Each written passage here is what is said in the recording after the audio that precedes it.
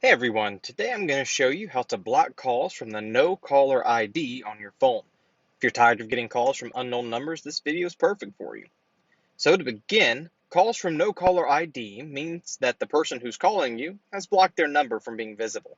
This means they don't want you to have their contact info or trace the call back to them. These calls can come from telemarketers, charitable organizations, or other individuals. To block no caller ID calls on iPhone, open your device settings. Scroll down a little and tap Do Not Disturb.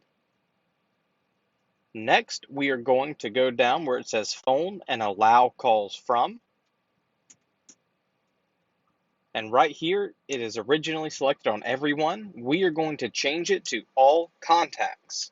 This will make it so you're not notified of calls from unknown numbers. If you receive a call from an unknown number or a no caller ID, it will still appear in your call history as a missed call, but you will not get a notification when the call comes through.